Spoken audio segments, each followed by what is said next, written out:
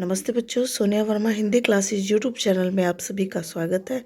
और आज मैं आपके साथ डॉक्टर नगेंद्र के इतिहास ग्रंथ से संग्रहित आधुनिक काल के महत्वपूर्ण प्रश्नों की प्रश्नावली 40 साझा करूंगी। तो चलिए वीडियो को आरंभ करते हैं।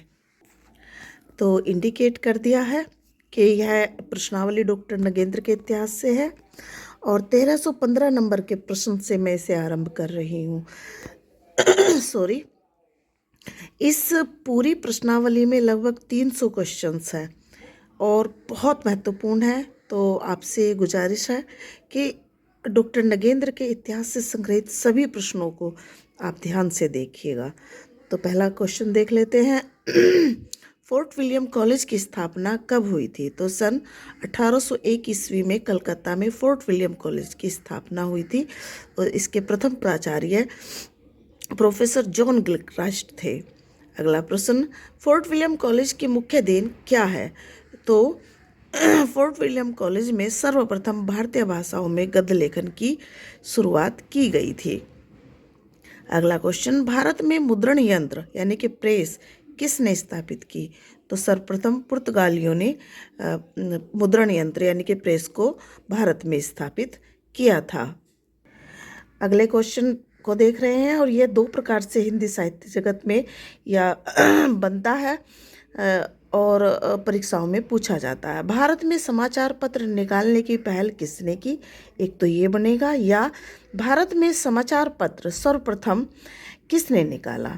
तो पहला जो समाचार पत्र निकाला था वह राजा राम मोहन राय ने निकाला था और उसका नाम था संवाद कौमुदी और बंगला भाषा में ये निकलना आरंभ हुआ था।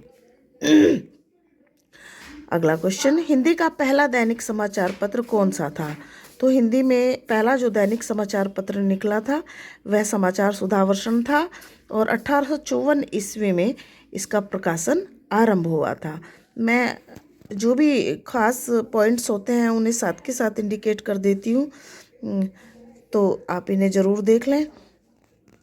समाचार सुधावर्षण का संपादक कौन थे? तो श्री श्याम सुंदर सेन समाचार सुधावर्षण के संपादक थे। अगला प्रश्न, भारत का पहला समाचार पत्र कौन सा, वह किस भाषा में था? तो मैं इसके विषय में बता चुकी हूँ, लेकिन फिर भी तो वह पहला समाचार पत्र था संवाद कौमुदी और बंगला भाषा में था। 1821 में पहली बार प्रकाशित हुआ था और राजा राम मोहन राय इसके संपादक और मालिक दोनों थे। अगला क्वेश्चन, प्रेस की स्वतंत्रता के लिए भारत में सर्वप्रथम किसने पहल की? तो राजा राम मोहन राय ने। अगला क्वेश्चन, डीएवी कॉलेज की स्थापना कब हुई? तो सन 1886 में लाहौर में महात्मा हंसराज ने डीएवी कॉलेज की शुरुआत की और प्रथम प्रिंसिपल भी महात्मा हंसराज ही डीएवी कॉलेज के थे। अगला क्वेश्चन, ब्रह्म समाज की स्थापना किसने की? तो राजा राम मोहन राय ने ब्रह्म समाज की स्थापना की थी। ब्रह्म समाज के विरोध में किस सभा की स्थापना हुई थी? तो ब्रह्म समाज के विरोध में धर्म सभा की स्थापना हुई थी जो राधाकांत देव ने की थी। अगला क्वेश्चन, अखिल भारतीय संगीत परिषद की स्थापना कब हुई? तो सन 1919 में अखिल भारतीय संगीत परिषद की स्थापना हुई थी। अभी जो 2020 में टीजीटी 21 में हुआ था तो उसमें भी अखिल भारतीय संगीत परिषद से संबंधित सवाल आया था। अगला क्वेश्चन, मन की लहर में प्रताप नारायण मिश्र ने किन की करुण दशा का वर्णन किया है? तो इस में उन्होंने बाल विधवाओं की करुण दशा का वर्णन किया है जो अपनी दयनीय स्थिति के कारण भारतवर्ष में सबसे दयनीय जीव मानी जाती थी। अगला प्रश्न 1328 नंबर का महत्वपूर्ण, भारतेंदु किस उपनाम से गजल लिखते थे? तो भारतेंदु रसा उपनाम से गजल लिखते थे। सभी महत्वपूर्ण प्रश्नों पर मैंने अंकित कर दिया है, तो जो महत्वपूर्ण क्वेश्चन है उन्हें तो बिल्कुल आप अपने ध्यान में रखिएगा।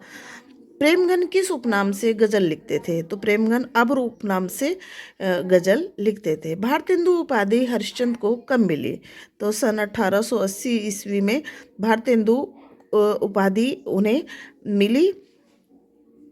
अगला क्वेश्चन, भारतेंदु ने कितनी काव्य कृतियों की रचना की? तो लगभग 70 के करीब भारतेंदु जी ने काव्य कृतियों की रचना की थी। हरिश्चंद्र को भारतेंदु उपाधि किसने दी? तो हरिश्चंद्र को भारतेंदु की उपाधि पत्रकारों व साहित्यकारों ने दी, और इसके लिए भी एक मसला हुआ था कि राजा शिव प्रसाद सिंह को अंग्रेजी सरकार ने सितारे हिंद की उपाधि से जब विभूषित किया, तो सबको ये लगा कि भारतेंदु जो हिंदी साहित्य के लिए इतना ज़्यादा कार्य कर रहे हैं, उन्हें भी उपाधि मिलनी चाहिए। तो तब उनके लिए भारतेंदु की उपाधि सर्वसम्मति से दी गई।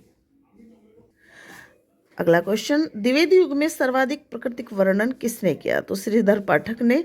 अगला प्रश्न, खड़ी बोली का प्रथम महाकाव्य कौन सा है? तो अयोध्या सिंह हरिओद करत प्रिया प्रवास खड़ी बोली का प्रथम महाकाव्य है। मानस के पश्चात राम भक्ति का दूसरा स्तंभ काव्य ग्रंथ कौन सा माना जाता है? तो श्री मैथिली शरण गुप्त करत साकेत मानस के पश्चात राम भक्ति का दूसरा स्तंभ काव्य ग्रंथ माना जाता है। आपसे एक बात और शेयर करना चाहूँगी कि मैं ऐसा मानती हूँ कि डॉक्टर नगेंद्र और आचार्य रामचंद्र शुक्ल के इतिहास में मुझे सबसे ज़्यादा विवरण हिंदी साहित्य जगत से संबंधित मिला। इसी कारण सबसे ज़्यादा प्रश्नों को भी मैंने यहीं से बनाया, और मैं ऐसा मानती हूँ कि मेरी सफलता में इन दोनों इतिहास ग्रंथों का बड़ा योगदान है। और बस आप ईश्वर से प्रार्थना है कि आपकी जो सफलता आपको मिलेगी उसमें भी इन दोनों ही इतिहास ग्रंथों का सबसे ज़्यादा हिस्सा होगा। तो इन दोनों इतिहास ग्रंथों को आप और इससे संग्रहित प्रश्नों को आप हमेशा ध्यान से पढ़िए, और एक भी वीडियो ना कीजिए, यानी कि सभी वीडियो को आप देखें। अब हम देख लेते हैं अगला क्वेश्चन, आधुनिक युग में प्रबंध काव्य परंपरा के संरक्षक कौन बने? तो मैथिली शरण गुप्त जी आधुनिक काल में प्रबंध काव्य परंपरा के संरक्षण बने। वह मतलब मुक्तक काव्य लिखने के पक्षधर बिल्कुल नहीं थे। अगला क्वेश्चन देख लेते हैं, द्विवेदी युग के सर्वश्रेष्ठ प्रगीतकार कौन माने जाते हैं? तो श्री मुकुटधर पांडे जी प्रगीतकार माने जाते हैं, द्विवेदी युग के सर्वश्रेष्ठ।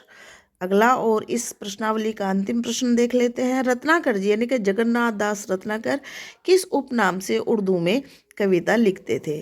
तो रत्नाकर जी जकी उपनाम से उर्दू में कविता और गज़लें लिखते थे। आशा करती हूँ आज की प्रश्नावली के प्रश्न आपके लिए लाभदायक होंगे, और यदि वीडियो आपको पसंद आए तो वीडियो को लाइक कीजिए और चैनल को सब्सक्राइब ज़रूर कीजिए, ताकि ज़्यादा से ज़्यादा बच्चे इसका लाभ उठाएं और आपकी भी सफलता में ये एक कारण बने। तो चलिए ऐसे ही नवीन प्रश्नों से युक्त नई प्रश्नावली में मैं आपके साथ मिलूँगी। तब तक के लिए नमस्ते, धन्यवाद।